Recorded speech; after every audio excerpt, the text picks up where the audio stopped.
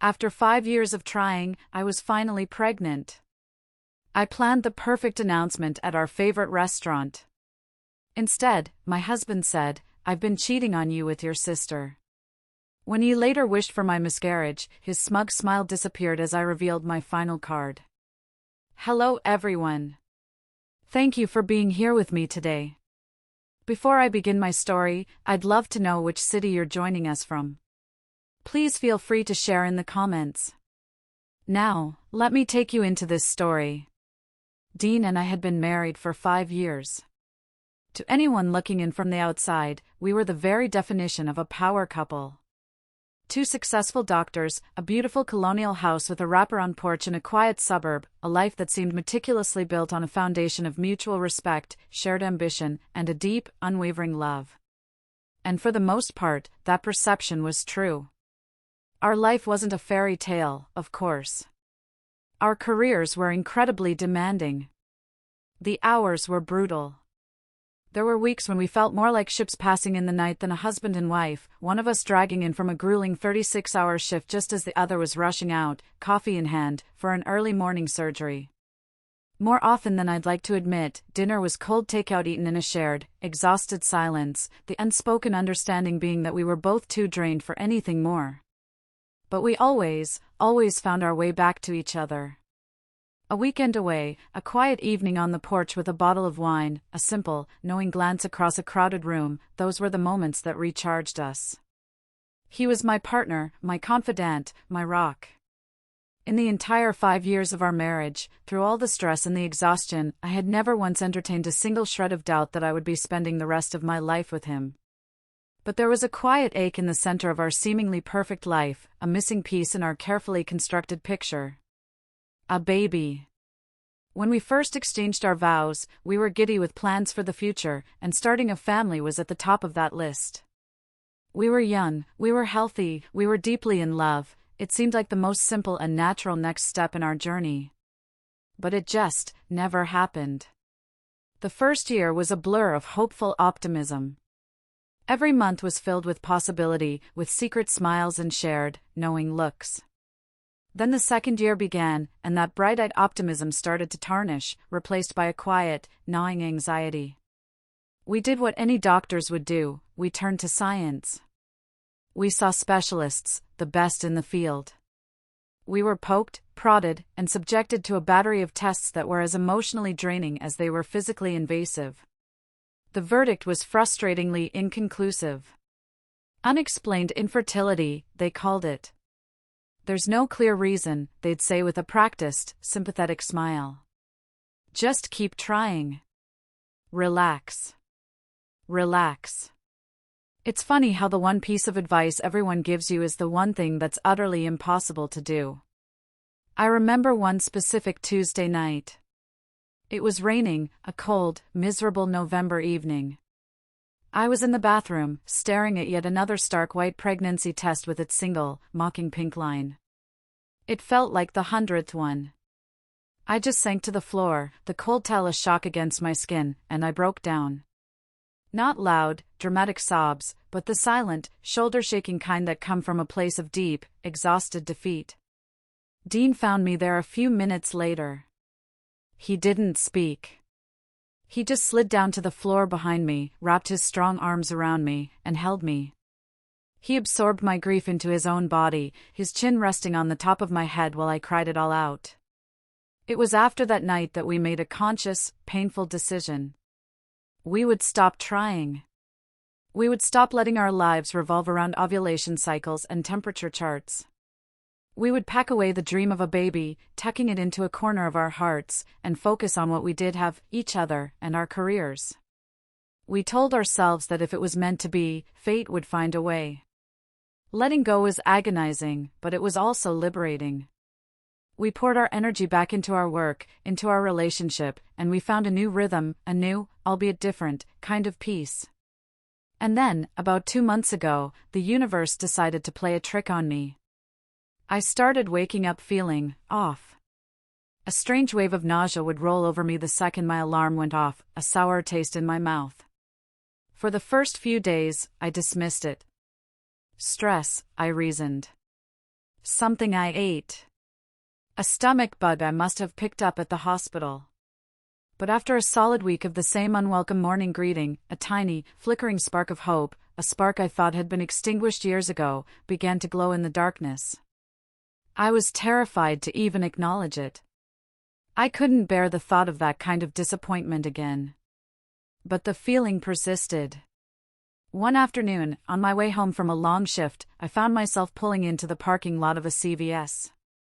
I walked the aisles in a daze, picking up toothpaste and shampoo, before finally making my way to the family planning aisle. I grabbed a pregnancy test, hiding the box under a bag of cotton balls as if it were contraband, my cheeks flushing when I got to the checkout counter. That night, I waited until I heard the steady, deep breathing of Dean asleep in our bed. I felt like a spy in my own home, tiptoeing into the master bathroom and locking the door behind me.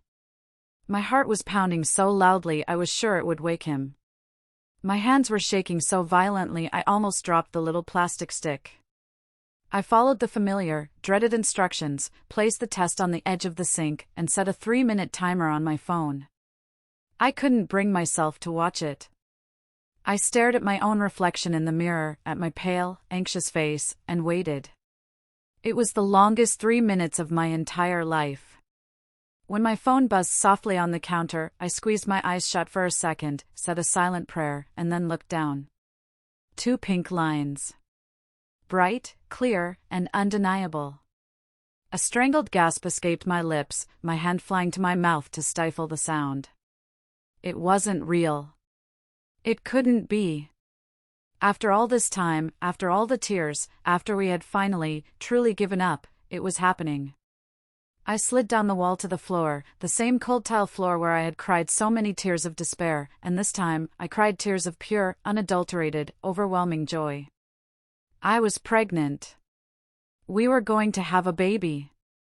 My first, overwhelming instinct was to burst into the bedroom, leap onto the bed, and scream the news until Dean woke up. But he wasn't there. At that very moment, he was at a week-long medical conference in Chicago. And this news, this miraculous, life-altering news was too big, too precious, to be shared over a crackly phone line or in a sterile text message. No. This moment deserved more. It deserved a celebration. I wanted to see his face, to witness the shock and joy dawn in his eyes with my own. So I decided to wait. For 5 whole days, I held this beautiful, perfect secret inside me, a warm, glowing coal in my chest. It was my secret. Our secret. And I began to plan the most perfect surprise I could imagine. I called the Oak Room, our favorite restaurant, the place where he had proposed to me under the twinkling fairy lights on the patio. I made a reservation for the day he was due to return. I pictured it all so clearly. We'd be at our usual table by the window, I'd let him tell me all about his trip, and then, when the moment was just right, I would slide the positive pregnancy test across the table to him. I played the scene over and over in my head. I could already picture the joyous, disbelieving look on his face. It was going to be the beginning of the next, and best, chapter of our lives. The day of Dean's return, I felt like I was practically vibrating with excitement. It was a beautiful, crisp autumn day. I took the morning off from the hospital, a rare indulgence, and spent it in a state of happy, purposeful motion. I put on a playlist of our favorite songs and danced around the kitchen while I tidied up, a goofy, permanent smile plastered on my face. I went to the market and bought all the ingredients for his favorite meal, even though I knew we were going out for lunch. I even bought a silly welcome home banner and strung it up over the doorway. Every little action felt significant, charged with the monumental secret I was carrying. Several times throughout the morning, I'd find myself just stopping, my hand drifting down to my still flat stomach, and I would just beam.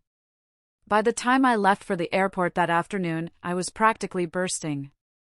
I drove with the windows down, letting the cool air whip through my hair, singing along at the top of my lungs to whatever was on the radio. It felt cinematic, like the opening scene of a romantic comedy where everything is perfect and full of promise. I got to the airport ridiculously early, found a prime spot at the arrivals gate, and stood there, bouncing on the balls of my feet, my eyes glued to the flight information board. When the status of his flight from Chicago finally switched to landed, my stomach did a series of excited flips. He was here. He was back.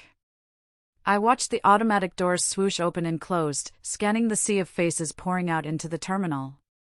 Family members reunited with tearful hugs, business travelers looked weary, vacationers looked tan. And then, I saw him. My first reaction was a powerful wave of love and relief that washed over me. He looked exhausted, his shoulders slumped under the weight of his travel bag, but it was him. My husband. I raised my hand high, waving enthusiastically, a huge smile spreading across my face. But my smile faltered almost as soon as it appeared. Something was deeply wrong. He was walking at a snail's pace, his head bowed, his entire focus on the screen of his phone. He wasn't looking around, wasn't scanning the crowd for me. It was as if he was in a bubble of his own, oblivious to the world around him. I had to call his name, my voice loud and sharp over the din of the airport. Dean! He looked up, and for a terrifying second, there was no recognition in his eyes. It was a blank, vacant stare. Then, it was as if a shutter clicked, and he saw me. Audrey, he said, his voice completely flat, devoid of any warmth. He made his way over to me, and I moved forward, my arms open, ready for the familiar, comforting embrace I had been dreaming of all week. Instead, I was met with a stiff, awkward, one-armed pat on the back. He avoided my eyes, turning his head to look towards the baggage claim. "Welcome home," I said, my voice a little weaker than I intended. The bubble of my excitement had been pricked. "You must be exhausted." "Yeah. Long week," he mumbled, already starting to walk away. I hurried to catch up, my small suitcase rolling behind me. The short walk to the baggage carousel was excruciatingly silent. I tried to fill it, babbling about my week, asking him questions about the speakers at his conference. His replies were clipped, monosyllabic. "Yeah. It was fine." "No." He offered nothing, his focus returning to his phone every spare second. It was so profoundly unlike him. Usually, he was the storyteller, the one who couldn't wait to share every detail. This man, this stranger, was a wall of cold indifference. In the car, the tension was so thick I could have cut it with a knife. I put on one of his favorite playlists, hoping the familiar music might break the strange spell he was under, but he immediately reached over and stabbed the power button, plunging the car into silence. "Can we just have some quiet?" "I have a massive headache," he said, his tone sharp and dismissive. I flinched, my hands tightening on the steering wheel until my knuckles were white. "He's just tired," I chanted to myself like a mantra. "He's jet-lagged and stressed from the conference. Don't be needy. Don't overthink it." "Okay," I said, trying to sound breezy. "Well, to help you relax, I have a little surprise for you. I made a lunch reservation at the Oak Room. I got us our table." I glanced over at him, expecting, at the very least, a small, tired smile. Instead, he let out a long, deeply irritated sigh, the sound filling the small space of the car. "Audrey, are you serious? I just got off a 5-hour flight. The absolute last thing I want to do is go sit in a stuffy restaurant and make small talk. Can we please just go home?" The coldness of his response was a physical blow. "Oh," I said, my voice small. I just thought it would be nice. I figured we'd probably just end up ordering takeout anyway, so I thought we could have a quick, nice lunch out and then you could go home and crash." My voice trailed off. My grand, romantic plan suddenly felt stupid and childish. He stared out the passenger side window for a long, tense moment, his jaw working. Then, he gave a short, curt nod. "Fine," he said. "Whatever. Let's just make it quick." And that was it. He picked up his phone again, his thumb immediately starting to move in that mindless, endless scroll. He was physically present, sitting just 2 feet away from me, but he had never felt further away. The knot of unease in my stomach twisted itself into a cold, hard stone of dread. This wasn't just exhaustion.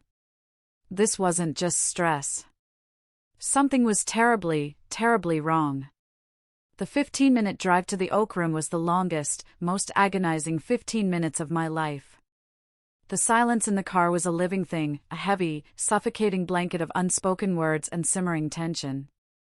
I kept risking quick glances over at Dean, desperately searching his face for any sign of the man I knew, any flicker of warmth or recognition. But there was nothing. His expression was completely blank, his focus entirely on the glowing screen in his hand.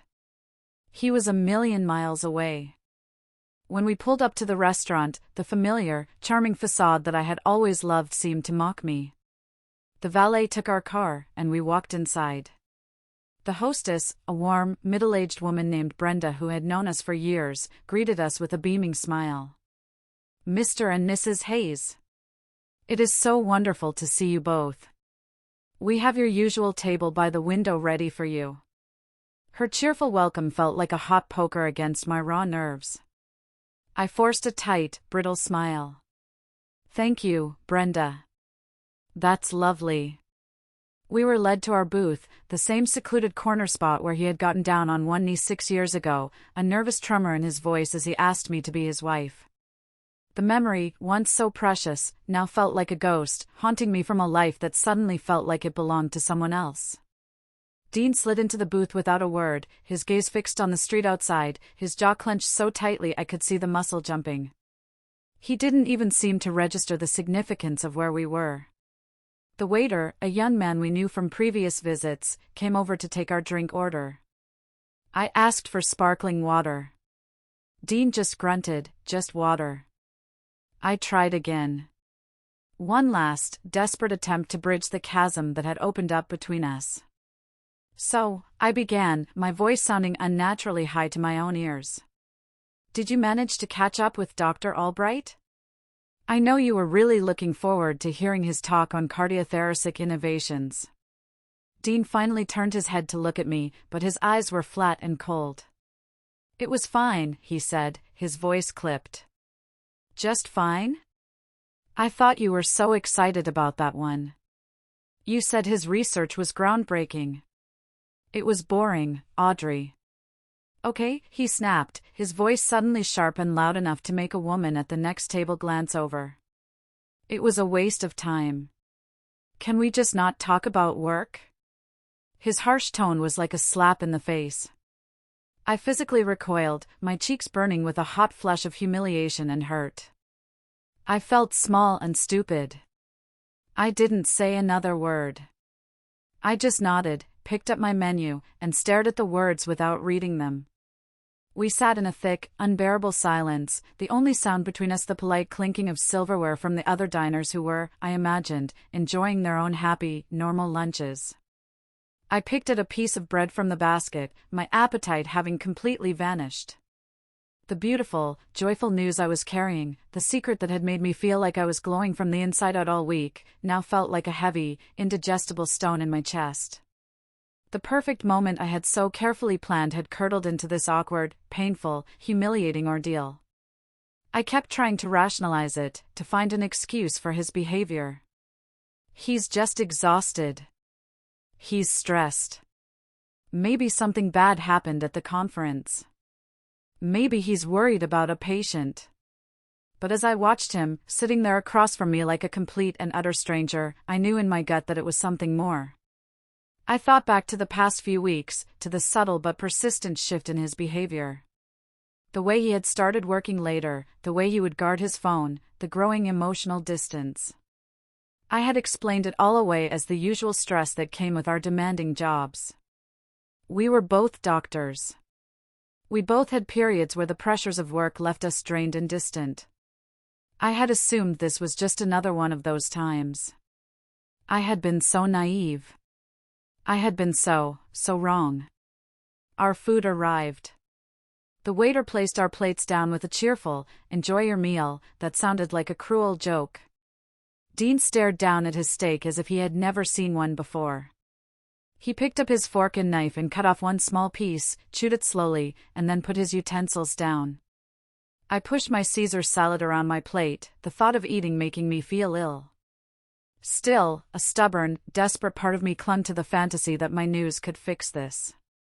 That this one perfect, miraculous piece of information could be the magic bullet that would shatter this strange, cold spell he was under. It would bring him back to me. It had to. I took a shaky, deep breath, gathering every last ounce of my courage. The positive pregnancy test was in my purse, nestled safely in a side pocket. I reached down, my fingers closing around the cool, familiar plastic. This was it. This was my last chance to salvage the day, to salvage whatever this was between us. Dean, I began, my voice barely a whisper. I instinctively placed my other hand on my stomach, a gesture of both protection and anticipation. There's something I need to tell you. Something wonderful. I was just about to pull the test out of my bag, to lay my miraculous secret on the table between us, when he finally looked up from his plate.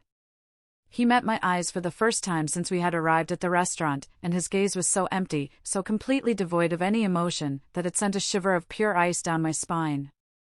His voice was low, steady, and utterly flat, cutting through the quiet murmur of the restaurant like a surgeon's scalpel. I've been cheating on you. The words didn't compute at first. They just hung in the air, a string of nonsensical syllables.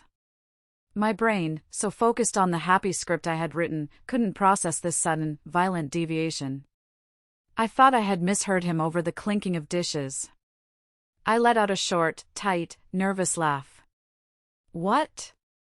I'm sorry, it's so loud in here, I didn't catch that. But then he just stared at me, his expression as unchanging as a stone carving. He repeated himself, this time with a chilling, clinical clarity that left no room for misunderstanding. I have been sleeping with your sister. With Jillian. And in that single, horrifying moment, my entire world ceased to exist. The sounds of the restaurant, the laughter from the next table, the soft jazz playing over the speakers, it all faded into a deafening, high-pitched roar in my ears. My face went completely numb, as if it had been injected with Novocaine. My husband was sleeping with my sister. My little sister, Jillian.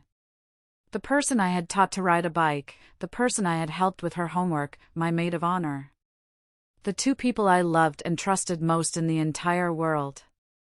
The thought was so monstrous, so fundamentally impossible, that my brain simply refused to accept it. My hand, which had been on its way to my purse to retrieve my joy, fell limp into my lap. The happiest news of my life dissolved on my tongue, replaced by the acrid, bitter taste of the ultimate betrayal. What do you mean? The question escaped my lips as a choked, strangled whisper. It was a stupid question. I knew exactly what he meant. The cold, dead look in his eyes, the finality in his tone, it left no room for doubt. But some primal, desperate part of my mind was still scrambling, clawing for another explanation, any other reality where this wasn't happening. He just sat there, staring at me with that same unnerving, emotionless expression, as if he were a doctor delivering a difficult diagnosis to a patient he didn't know.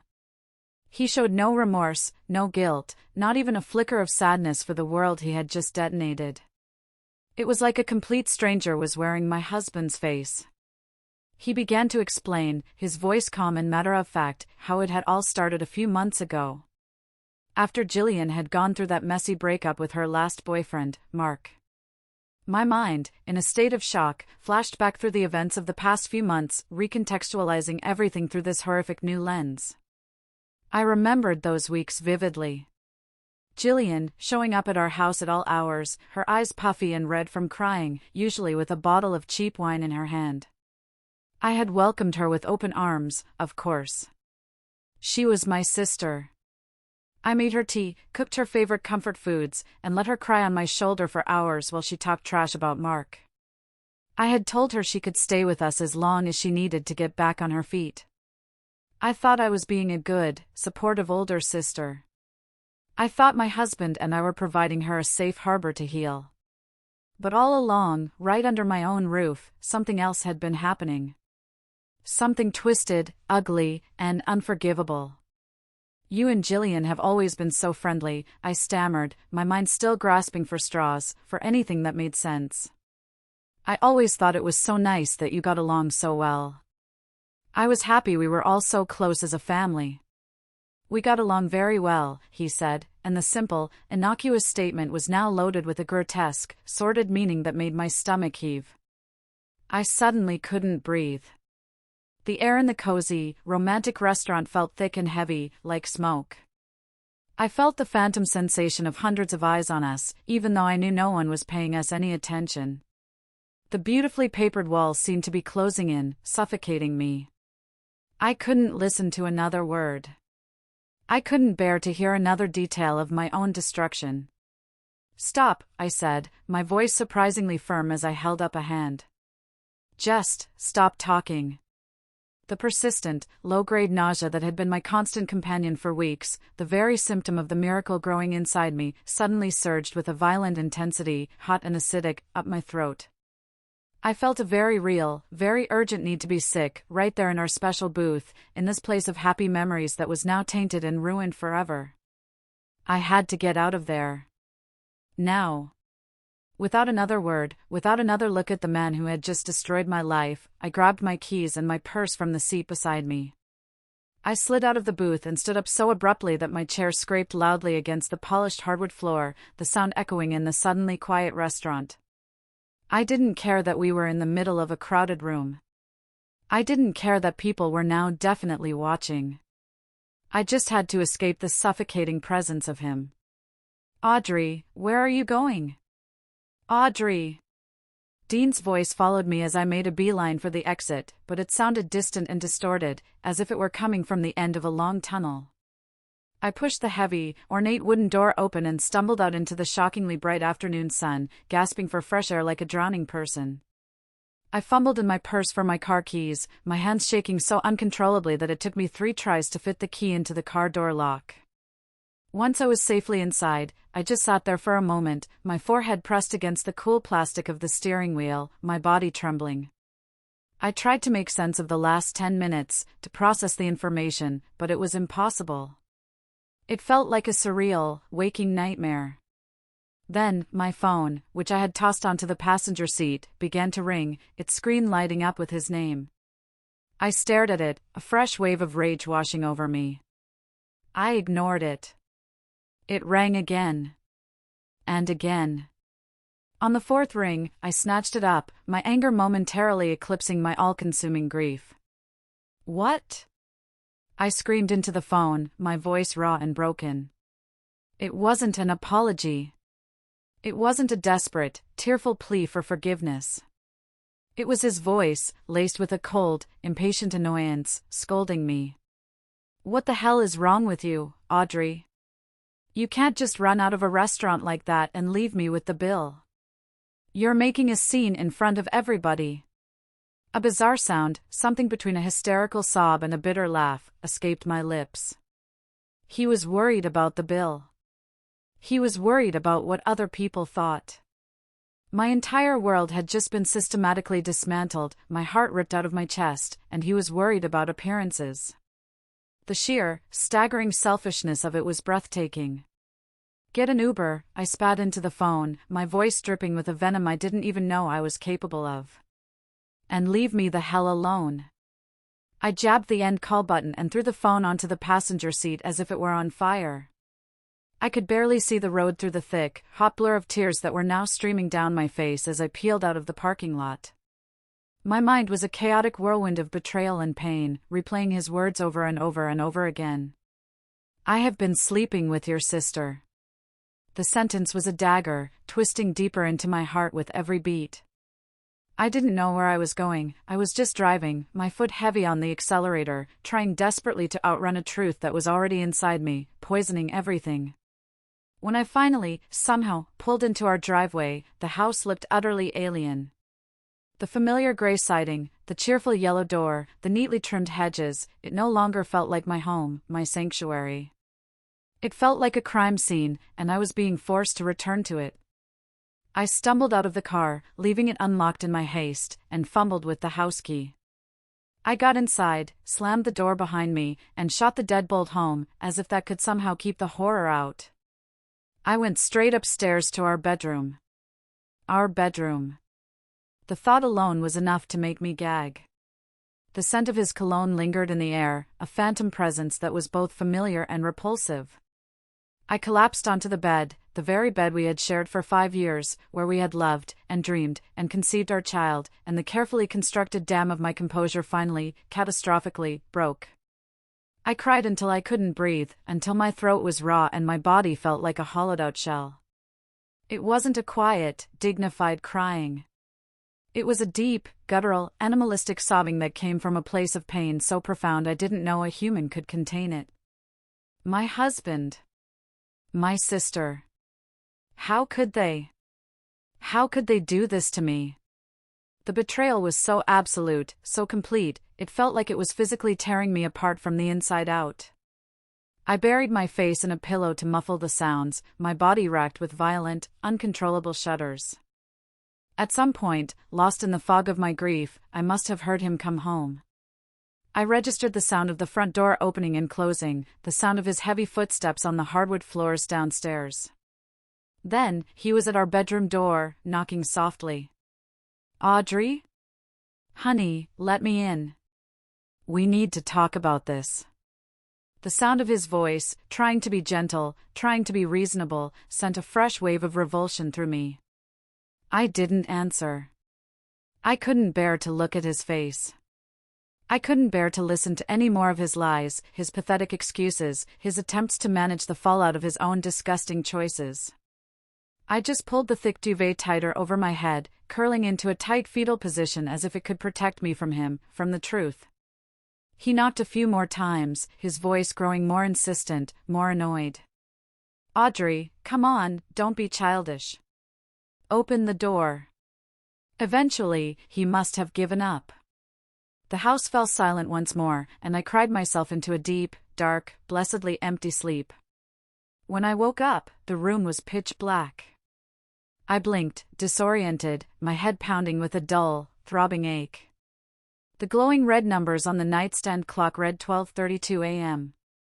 My eyes were swollen and gritty, my throat felt like sandpaper, and my stomach was growling with a gnawing hunger that felt like a final insult. I swung my legs carefully off the bed and tiptoed to the bedroom door, pressing my ear against the cool wood, listening. The house was completely silent. I crept downstairs like a thief in my own home, my only plan to grab a bottle of water and a granola bar from the kitchen and retreat back to the relative safety of the bedroom. But as I passed the living room, a sliver of moonlight from the window illuminated the couch. And I saw him. Dean was asleep, sprawled out on his back, his arm draped over his face, breathing deeply and evenly. His phone was on the coffee table next to him, plugged into the charger, its small green light glowing in the dark. The sight of him there, looking so peaceful, so utterly untroubled, sent a surge of cold, hard rage through me that was so intense it momentarily stole my breath. How could he sleep? How could he rest so easily after detonating my life?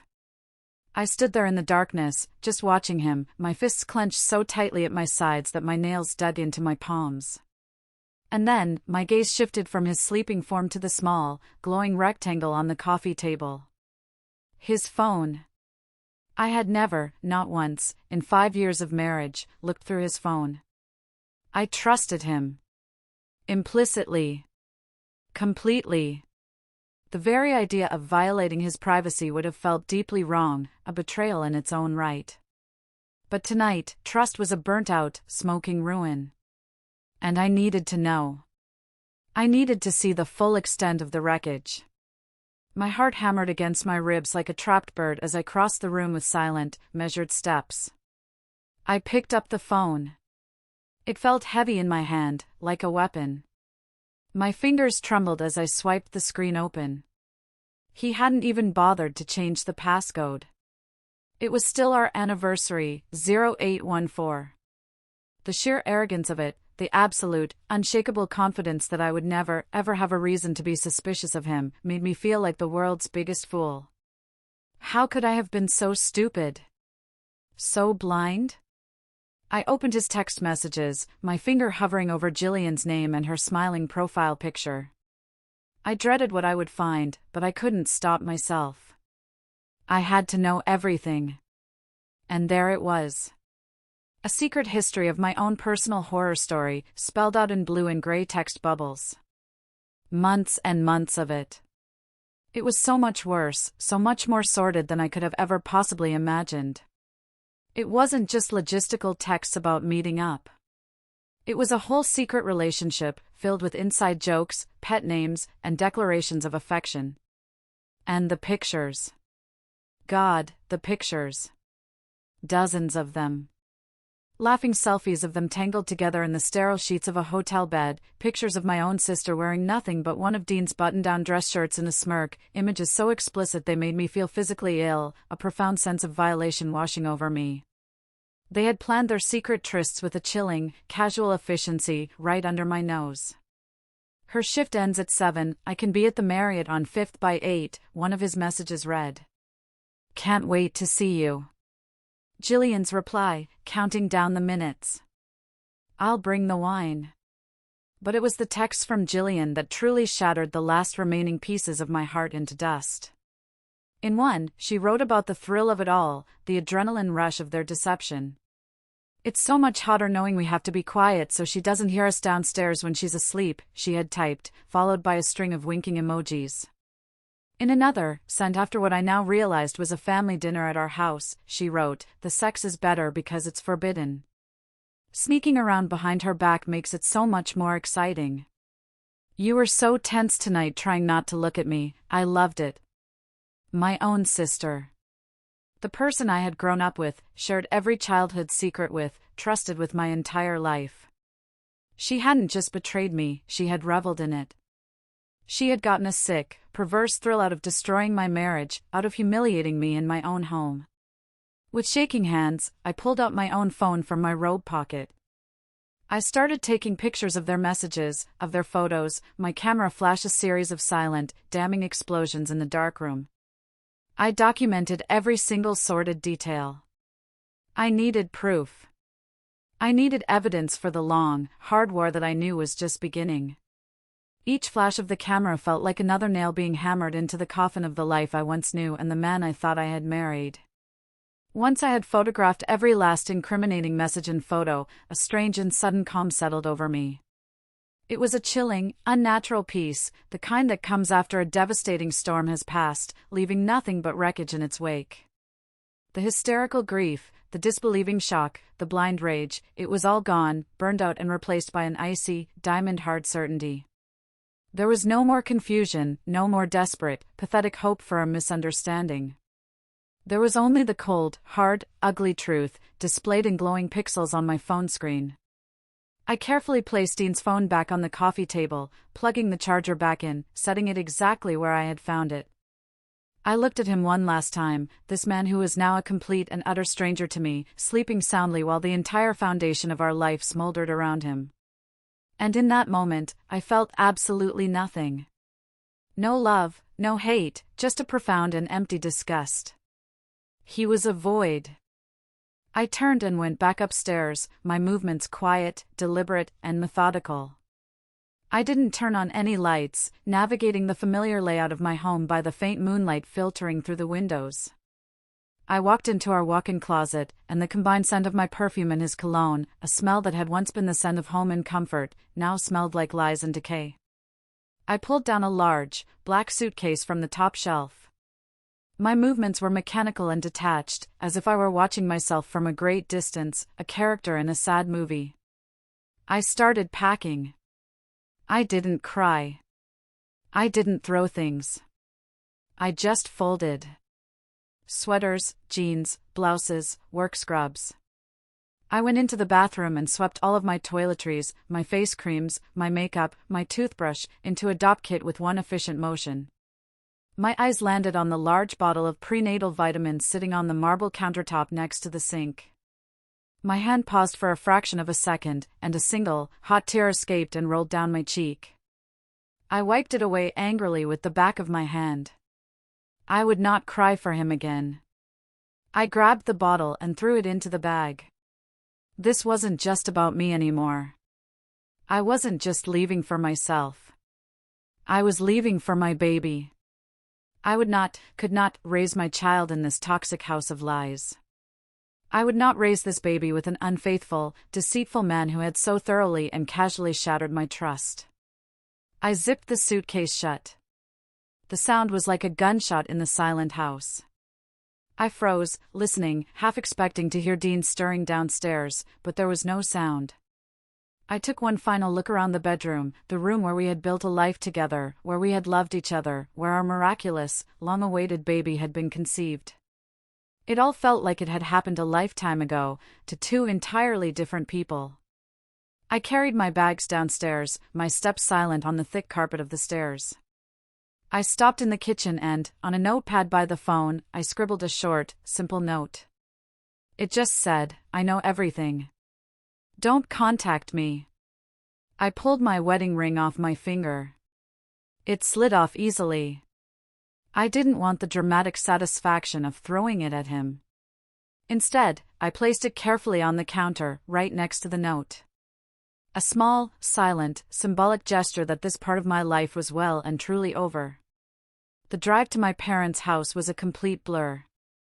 The streets were deserted, the world dark and asleep. It felt profoundly unreal, like I was moving through a dream.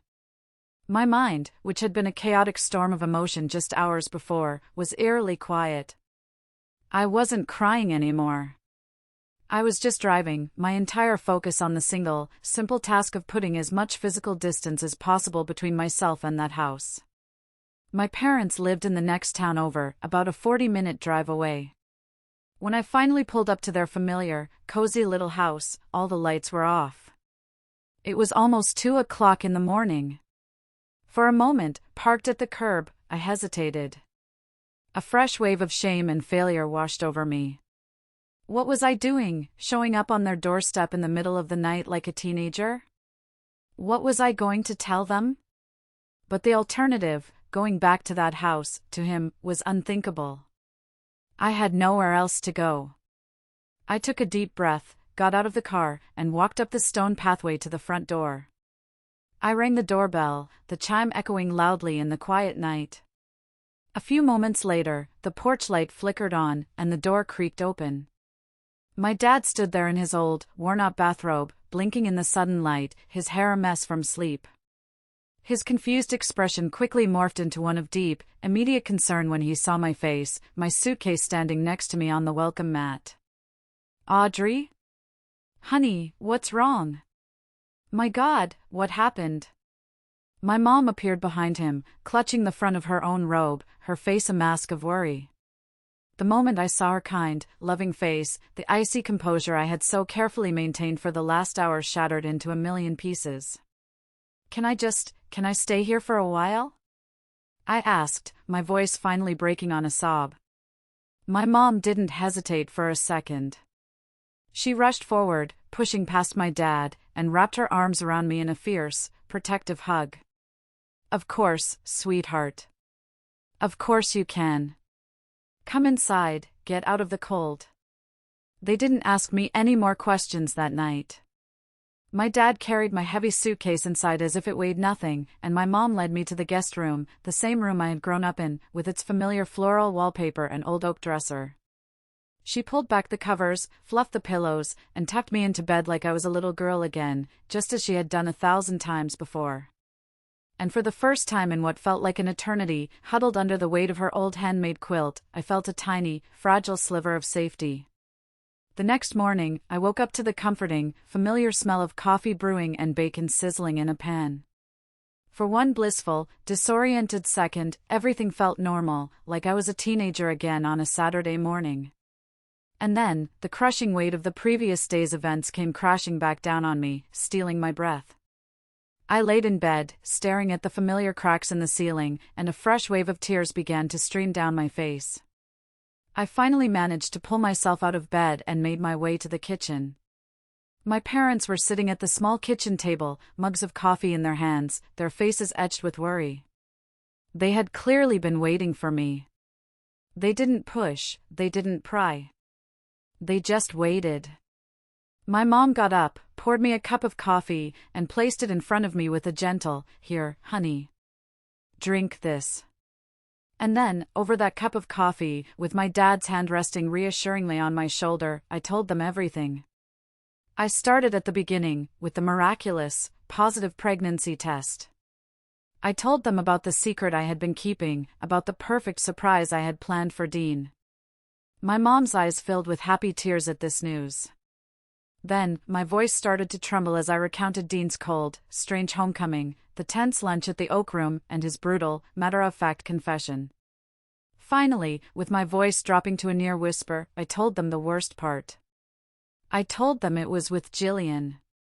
My mother let out a strangled gasp, her hand flying to her mouth, her happy tears instantly turning to tears of shock and horror. My father's face, however, did something I had rarely seen before. It turned to stone. All the color drained from it, and his expression became one of pure, cold, unadulterated fury.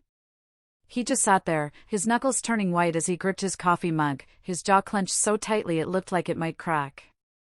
When I finished my story, the sunny little kitchen was completely silent for a long, heavy moment. That can't be true," my mother finally whispered, her eyes pleading with me, as if begging me to take it back, to say it was all a horrible misunderstanding. "Jillian wouldn't, she loves you, Audrey. She's your sister." "I saw the messages, Mom," I said, my voice flat and devoid of emotion. "I saw the pictures." "She did." My dad finally spoke, and his voice was a low, dangerous growl I had never heard from him before. "He is not to set foot in this house again. Ever. And neither is she." He pushed his chair back, stood up, and walked with determined steps into the living room.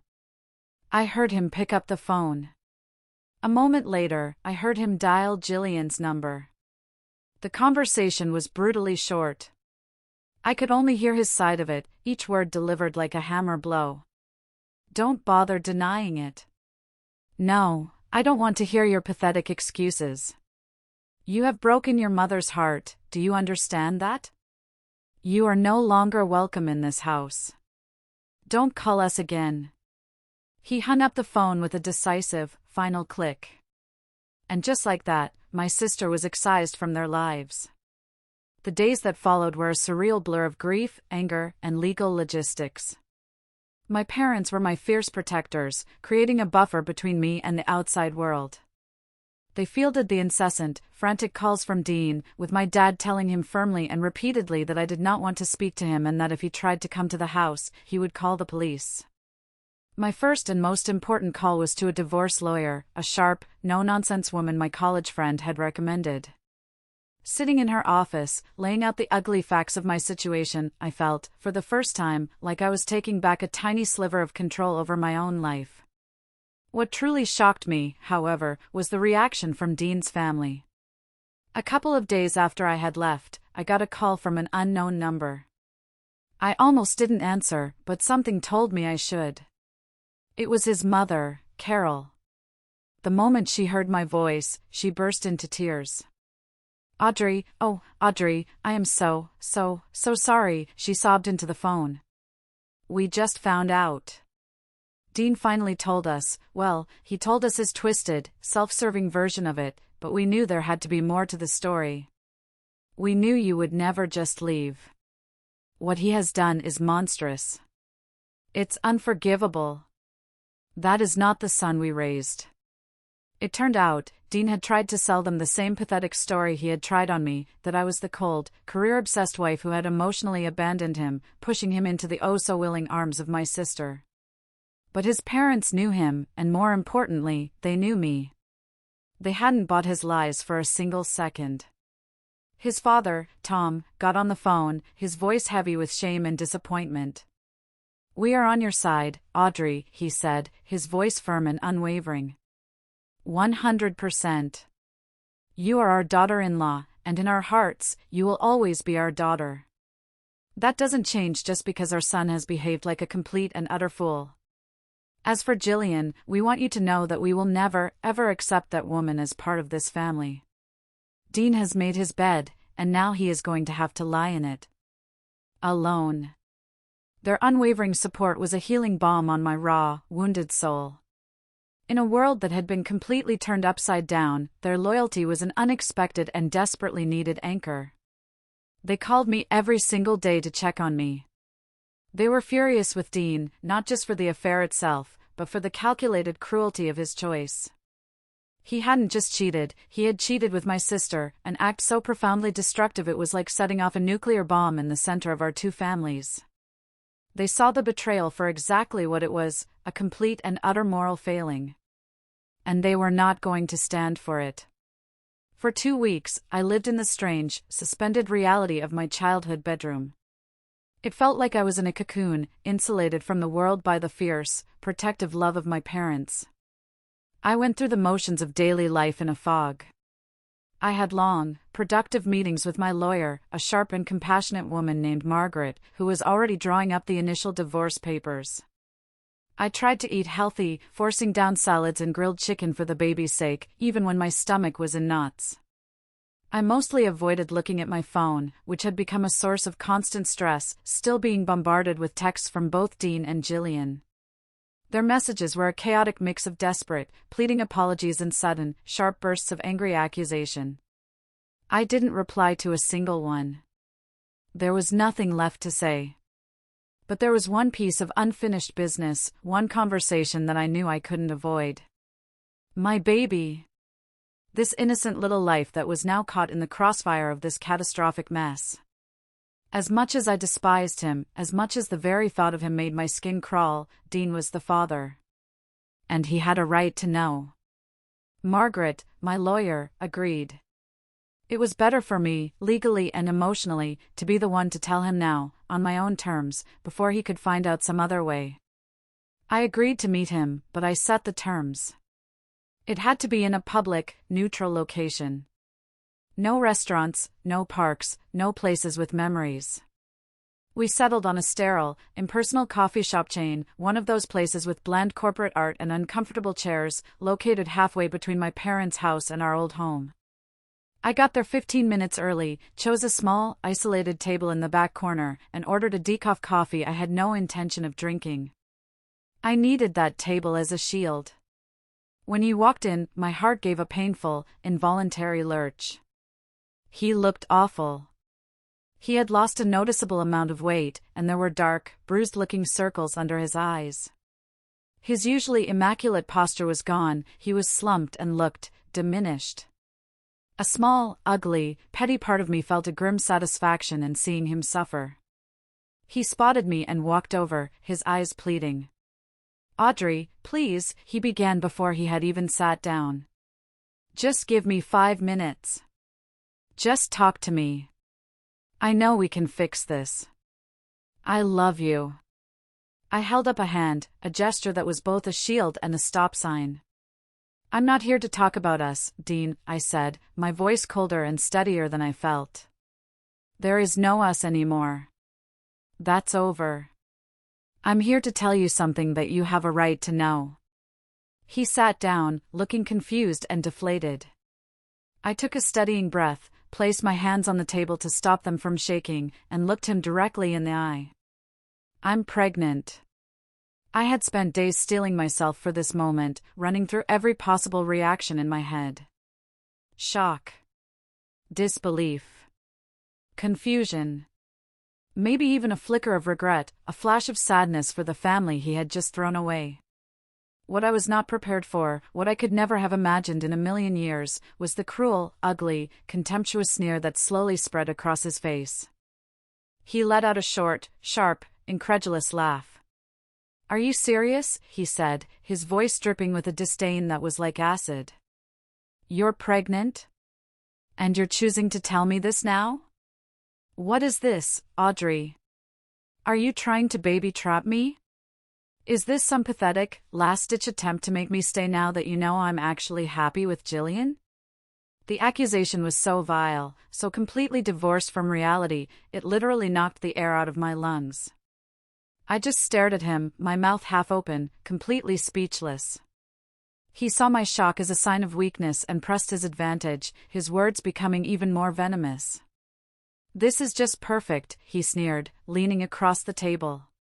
You know, I honestly wish you'd just have a miscarriage, he spat, his voice dropping to a low, cold whisper that was more terrifying than any shout. I don't want this baby. I don't want anything to do with it, or with you. It would be better for everyone if it just went away. A hot flash of pure, primal rage crawled up my neck, so intense it made me dizzy. In that moment, if I hadn't been pregnant, if I hadn't been so acutely aware of the tiny, innocent life inside me, I swear I would have launched myself across that small table and clawed his smug, handsome face until he bled. But I couldn't. I had to protect my baby. I took a deep, shaky breath, channeling all of my rage, all of my pain, into a core of icy calm. Don't you worry, Dean, I said, my voice now perfectly level and dangerously quiet. I am not trying to trap you. I wouldn't take you back if you were the last man on Earth. I told you because it was my legal and moral duty to inform the biological father of this child. But let me be perfectly clear, as for me, I want nothing more to do with you. All I expect from you is to fulfill your legal obligation and pay child support when the time comes. You can try to run from being a husband, but I promise you, I will not let you run from being a father. Margaret, my lawyer, will be in touch with your lawyer to discuss the financial arrangements. He tried to argue, to bluster, to get the last word in as he always needed to do, but I didn't give him the chance. I stood up, turned my back on him without another glance, and walked out of that coffee shop, my head held high. I left him sitting there alone amidst the ruins of the life he had so carelessly and cruelly destroyed. As soon as I got to my car, my composure broke. I sobbed as I made the call to his parents. They deserved to know they were going to be grandparents, but they also deserved to know the full extent of their son's monstrosity. Their reaction was one of pure, horrified fury, followed by fierce, unequivocal promises of support for me and their grandchild. It seems that Dean's monstrous reaction to my pregnancy was the final, fatal crack in the foundation of his already crumbling new life. A few days after our horrific meeting at the coffee shop, I received a call from a number I didn't recognize. I almost didn't answer, but a gut feeling told me I should. It was Jillian. She was sobbing hysterically, her words tumbling out in a barely coherent stream. He's a monster, Audrey, she cried, her voice thick with self-pity. He told me what he said to you, about the baby. About wanting you to have a miscarriage. I can't be with someone like that. I can't be a part of this. It's too ugly. I've left him. I packed my things and I'm gone. I'm so sorry for everything I've done to you. I listened to her pathetic, self-serving apology in complete silence. Her sudden crisis of conscience was about as convincing as a $3 bill. Her regret wasn't for me, or for the pain she had caused. It was for herself, for the ugly truth she now had to face about the man she had blown up her life for. When she finally paused, gasping for breath, I didn't offer a single word of comfort or absolution. I just pressed the end call button on my phone and then, with a deep sense of satisfaction, I blocked her number. Her leaving him meant nothing to me personally, except for the grim fact that it now left Dean completely and utterly alone. And the consequences for Dean didn't stop there. The medical community, for all its size, is a remarkably small and interconnected world. While I never breathed a word to anyone at the hospital about the personal details of my separation, stories have a way of seeping out. I got a call one afternoon from my friend Sarah, a nurse in the surgical department. "Hey," she said, her voice hesitant. "I don't want to gossip, but I thought you should know, things are getting weird for Dean at work. People are talking. Nobody knows the details, of course, but the rumor is that he had an affair, and people are definitely giving him the cold shoulder.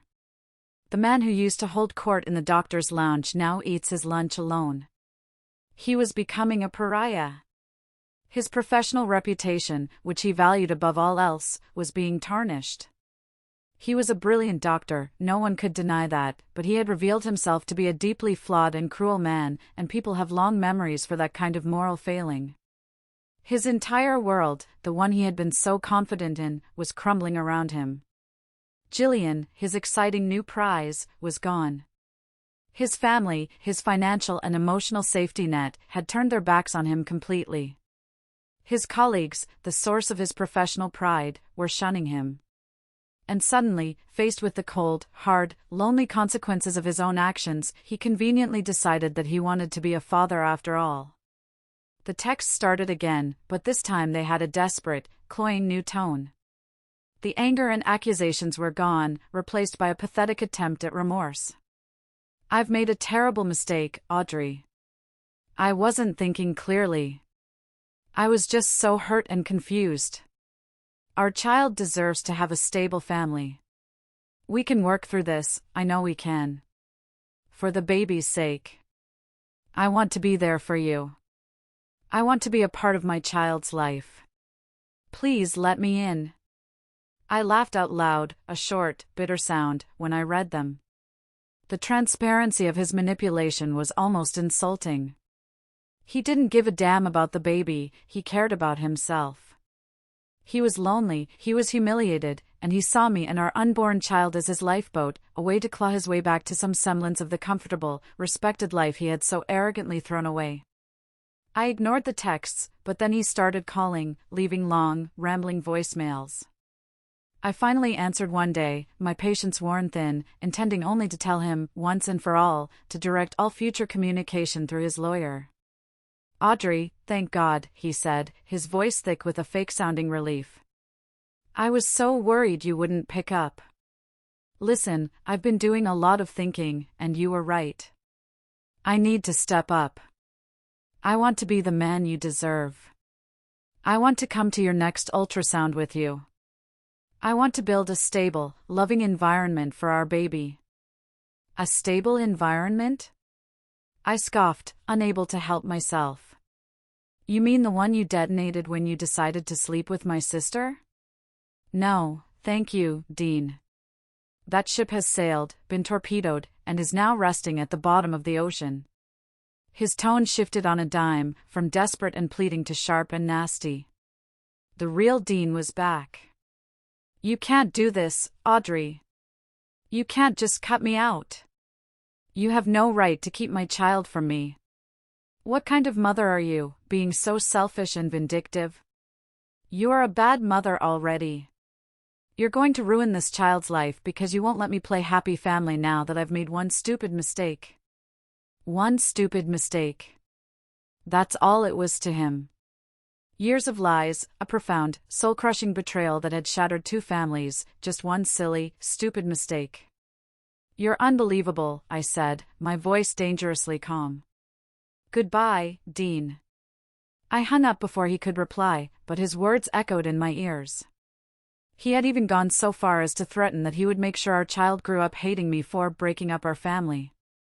The sheer, breathtaking audacity of it was almost impressive. He was the arsonist who had burned our house to the ground, and now he was blaming me for not wanting to move back into the ashes and pretend everything was fine. A few days later, on a quiet Tuesday evening, just as my mom, dad, and I were sitting down to a simple dinner of roasted chicken, the doorbell rang. It was a sharp, insistent ringing, not the friendly chime of a neighbor. My dad sighed, wiped his mouth with his napkin, and got up to answer it.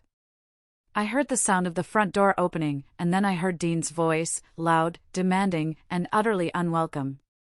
"I need to see her, Tom. I'm not leaving until I speak to my wife."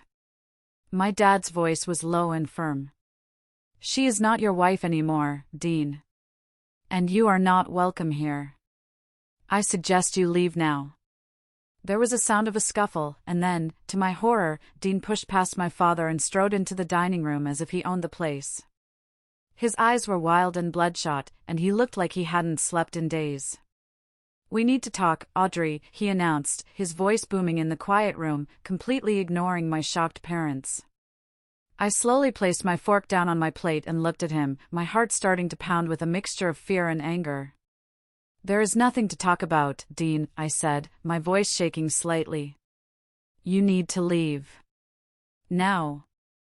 "No, I'm not leaving until you listen to what I have to say," he insisted, taking a step closer to the table. He launched into a rambling, self-pitying, and deeply manipulative speech about how parents sometimes need to make difficult sacrifices for the sake of their children. He talked about how our baby deserved to grow up with two loving parents in a complete home.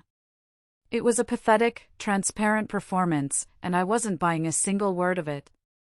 I was done. I was tired of his games, tired of his lies, tired of him. Sacrifice? I cut in, my voice suddenly sharp and loud, making him stop mid-sentence. Are you seriously standing here in my parents' house, talking to me about sacrifice? That is incredibly rich, coming from the man who, just a few weeks ago, wished that our innocent, unborn baby was dead. You wished I would have a miscarriage, for crying out loud. Don't you dare preach to me about family. He actually had the grace to look flustered for a second, a dark red flush creeping up his neck. I wasn't in my right mind when I said that, he stammered, trying to backtrack. I was upset. Maybe once I hold the baby, my mind will change.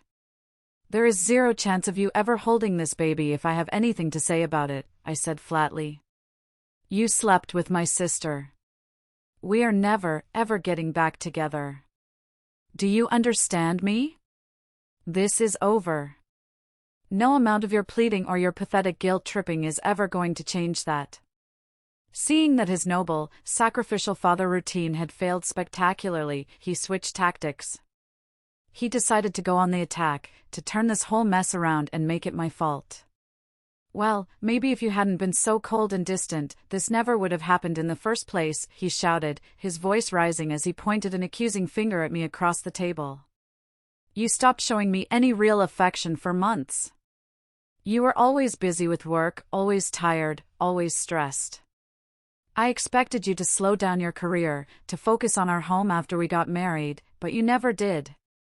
You cared more about getting that next promotion than you did about me. I couldn't help but let out a short, bitter laugh. This was classic Dean. Backed into a corner, he came out swinging, trying to shift the blame, trying to rewrite history to make me the villain of his story. My career? I said, my voice filled with disbelief. Dean, we were surgical residents together. We were co-workers for 3 years before we even started dating. You knew exactly who I was when you married me. You knew I was passionate, you knew I was ambitious. We used to bond over that. We celebrated each other's successes. And I am not about to apologize for working hard, especially since you were doing the exact same thing right alongside me. This is who I am. But Jillian was there for me, he whined, his voice taking on a petulant, childish tone that was nauseating. She listened to me when I was feeling vulnerable and neglected. And frankly, it's your fault for not even noticing. I was cheating on you for months, Audrey, right under your nose, and you were too wrapped up in yourself and your precious career to even see it. It was truly breathtaking. He was trying to make me feel guilty for not being a better detective, as if my failure to uncover his sordid affair was the real crime here. I was seething. Stop it, Dean, I said, my voice dropping to a dangerously low level. Just stop trying to blame me for your disgusting choices. You are the one who cheated. You are the one who broke our vows. You are the one who crossed a line that can never be uncrossed. And even your own parents know it. They have taken my side for a reason, you know. It's because they see you for who you really are, a selfish, narcissistic coward. That hit a nerve. He scoffed, his arrogance flaring up like a cornered animal. Oh, please. My parents love me. They'll be angry for a little while, but they'll come around. They'll forgive me. They always do. And that's when I knew I couldn't hold it in any longer. He needed to understand. He needed to know that the comfortable, privileged world he thought he could always fall back on was gone forever. It was time for him to face the final, unavoidable truth. I looked him straight in the eye, across the ruins of our dinner, and for the first time since this whole nightmare began, I didn't feel a single ounce of hurt or sadness. I just felt a cold, clear, satisfying sense of power. I held all the cards, and I was about to play my final, winning hand. I knew that the words I was about to say were going to completely and utterly destroy him. "No, Dean," I said, my voice perfectly steady, perfectly calm. "You're wrong. They won't forgive you this time. Your parents are done with you." He let out a smug, dismissive laugh. "You have no idea what you're talking about. You're just trying to hurt me." "Oh, but I do know," I continued, letting a small, cruel smile touch my lips. I leaned forward slightly. "Because unlike you, I've been talking to them. A lot. We speak almost every day. In fact, they told me that they've already had a meeting with their estate lawyer. They're changing their will, Dean. They are cutting you off completely. You are being officially disowned and written out of the inheritance." His smug expression faltered, the laugh dying in his throat. A flicker of genuine confusion, of dawning horror, appeared in his eyes. He started to shake his head, as if he could physically negate my words. "Not only that," I pressed on, my voice dropping a little, letting him lean in to hear the final, fatal blow. "But all of that money, Dean, everything that was supposed to be yours one day, the house, the investments, everything? It's all going into a legally ironclad trust fund. A trust fund for our baby. You will never see a single dime of it." I watched his face as the full weight of my words finally hit him. It was like watching a building being demolished in slow motion. The arrogance, the confidence, the smug self-assurance, it all crumbled away, replaced by a look of pure, panicked, animalistic disbelief. His face went pale, his mouth hung open slightly. For the first time since this whole ordeal began, he was completely and utterly speechless. The silence in the room was thick and heavy, lasting for a few long seconds. And then, he exploded. It wasn't sadness. It wasn't remorse. It was the pure, unfiltered rage of a spoiled child who has just had his favorite toy taken away forever. You bitch," he screamed, his voice cracking with fury, his face turning a blotchy, ugly red. "You did this. You manipulated them. You turned them against me. You are a vile, disgusting, money-grubbing woman, and you have ruined my life. I wish I had cheated on you sooner." He lunged forward, not at me, but at the table, his body trembling with uncontrollable fury. He took a step towards my side of the table, his finger jabbing the air just inches from my face. I instinctively recoiled, pushing my chair back, a jolt of genuine fear shooting through me. And in that moment, my dad, who had been standing silently in the doorway, a silent, smoldering volcano of rage, finally erupted. He moved with a speed and ferocity that I had never seen in my gentle, quiet father before. 1 second he was by the door, the next he was between me and Dean. There was a sickening, wet thud as my dad's fist connected squarely with Dean's jaw. Dean's head snapped back, and he stumbled backward, a look of complete shock and disorientation on his face. He didn't even have time to recover before my dad, who seemed to tower over him, grabbed him by the collar of his expensive polo shirt. He dragged him, struggling and cursing, out of the dining room and through the hallway to the front door. He yanked the door open and shoved him out onto the porch with so much force that Dean tripped over the welcome mat and fell to his knees on the hard stone. "If you ever," my dad roared, his voice shaking with a lifetime of protective paternal rage, "if you ever show your face at this house again, if you ever come near my daughter again, I swear to God it will be the last damn thing you ever do." He slammed the heavy wooden door shut, the sound echoing through the suddenly, blessedly silent house. The deadbolt clicked into place with a sound of absolute finality. I stood there, my heart pounding in my chest like a drum, my hand pressed protectively against my stomach. And then, a profound, overwhelming sense of release washed over me. It was over. He was gone. And he was finally, truly, facing the consequences of what he had done. If you are still listening, please help me out by liking this video and commenting with the number 1 down below. It lets me know that you've given me a like, and it tells me that you've been on this journey with me from the beginning. Your support is a huge encouragement, and it gives me the strength to keep going. Please, comment with the number 1, and then listen as I tell you the rest of my story. It's been 8 months since that awful night. 8 months since my father threw my ex-husband out of his house and, in doing so, threw him out of my life for good. It's amazing how much can change in such a short amount of time. The silence from Dean was immediate and absolute. I guess the combination of losing his inheritance and receiving a very real, very physical threat from my dad was enough to finally get through his thick skull. He hasn't called, he hasn't texted. He has become a ghost, a bad memory, and I have finally found some peace. The biggest and most wonderful change, of course, happened 3 months ago. After a long and difficult labor, I gave birth to a beautiful, perfectly healthy baby girl. I named her Emily. The moment they placed her on my chest, this tiny, warm, wriggling creature, everything else in the world just melted away. All the pain, all the anger, all the heartbreak of the past year, it all faded into insignificance in the face of this overwhelming, all-consuming, unconditional love. I looked down at her tiny, perfect face, her little pursed lips and her dusting of dark hair, and I knew that everything I had gone through had been worth it to get to her. She is my world. She is my reason for everything. My divorce from Dean was finalized 2 months ago. It was, thankfully, surprisingly straightforward. He didn't fight me on a single thing. His lawyer and my lawyer, Margaret, handled everything. I suspect his lawyer probably advised him that given the circumstances, he didn't have a legal leg to stand on. Or maybe, just maybe, he was too beaten down and humiliated to care anymore. I was granted full legal and physical custody of Emily.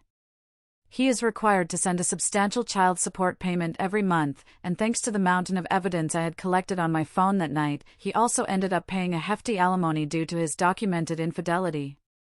It was never about the money for me, but it is about accountability, and I will ensure that he is held accountable for his responsibilities to his daughter for the next 18 years. Dean's parents have been true to their word, and then some. They have transformed from my in-laws into 2 of my dearest friends and Emily's doting, adoring grandparents. They were at the hospital the day Emily was born, their faces streaked with tears of pure joy. They have completely and utterly iced Dean out of their family. They have set up a substantial, ironclad trust fund for Emily, ensuring that she'll have everything she needs for her future, including a fully funded college fund. They visit at least twice a week, showering her with love, affection, and probably too many gifts. It's a strange, bittersweet situation, born from tragedy, but I am so incredibly grateful for their unwavering love and support. As for Jillian, she sends me messages every now and then, from new numbers or social media accounts before I have a chance to block them. They're always long, rambling, self-pitying texts filled with apologies and excuses. I read them, and then I delete them without replying. What she did is, in a strange way, the greatest gift she could have given me. She was the catalyst that revealed the truth about the man I had married. She saved me from a lifetime of lies. For that, I suppose I don't have the energy to be angry anymore. I don't think she and Dean will ever get back together, but I truly don't care. Their sad, sordid story is no longer my concern. I am back at work now, learning the chaotic, beautiful dance of juggling a demanding surgical career with being a new mom. It's the hardest thing I've ever done, but it's also the most incredibly rewarding. I am focusing on my daughter, on raising her to be a strong, kind, compassionate, and good human being. That is all that matters to me now. When I look at my life, it's nothing at all like the perfect, neat picture I had in my head a year ago. It's messy, it's complicated, it's unconventional, but it's real. And it's mine. And for the first time in a very, very long time, I am genuinely, deeply happy. Thank you so much for listening to my story. If you have ever been through something similar, if your world has ever been turned upside down by betrayal, please know that you are not alone and that you have a strength inside you that you don't even know exists. It might not seem like it now, but you can and you will get through it. There is always a new dawn waiting for you. Please share your thoughts or your own stories of strength in the comments below. And don't forget to like and subscribe for more stories. Be well, and take care of yourselves.